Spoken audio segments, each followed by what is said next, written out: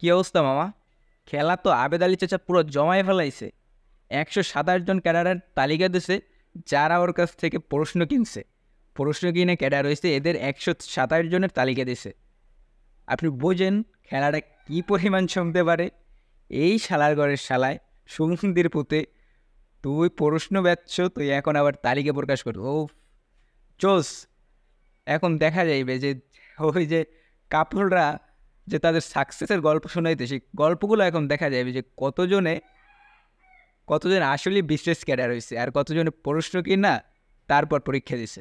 একটা জিনিস চিন্তা করেন যে একজন মানুষ প্রতিদিন কত খাটাখাটনি কইরা তারপরও তার সংসার চালাইতে হিমশিম খায়।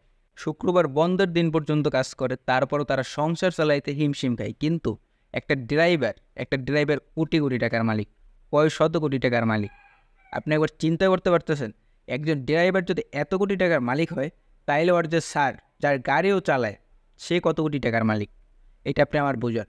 একজন সাধারণ মানুষ দিন চালাইতে পারে না, ধরতে গেলে তার সংসার চালাইতে পারে না, সংসার চালাইতে হিমশিম খায়।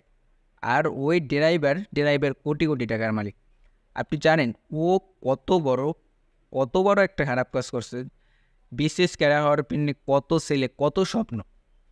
মানে তারা খেয়ে না খেয়ে তারপর পড়াশোনা করে, মানে ফ্যামিলি টানতে টানতে শেষ হয়ে যায়। আর ও সেই জায়গায় ওদের স্বপ্নভঙ্গ করছে। ওর তো আমি বলি ওর ওর যাবজ্জীবন কারাদণ্ড হয়ে যাওয়ার কথা ওর এই কারণে। মানে কত সেলের যে স্বপ্নভঙ্গ করছে ও। মানে শালায় আবার আমি একটা জিনিস দেখে খুব অবাক হই যে ওর যত যত পিক ভাইরাল হয় সব দাড়ি টুপিওয়ালা। কারণ এই জায়গায় দাড়ি টুপিওয়ালা পিকগুলার ব্যবহার করা হইতেছে। এগুলো না করে আপনি ওর তো লেবাস ভালো, ও শয়তান ভালো লেবাস আসছে।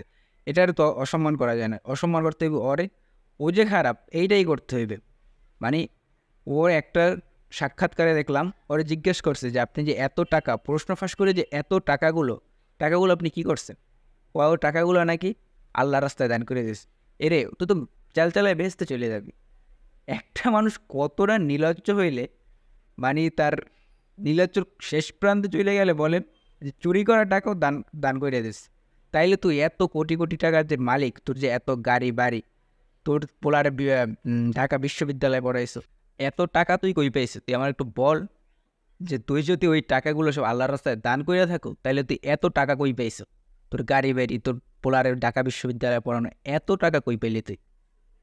আমার মতো ওর বিচার হওয়া উচিত, ওর কঠিন বিচার হওয়া উচিত, যাতে এরকম আর কোনো কাউ না করতে পারে। এরকমের হাজার হাজার মানুষের স্বপ্ন জানি আর কেউ না ভাঙতে পারে। ওর কঠিন বিচার হওয়া উচিত।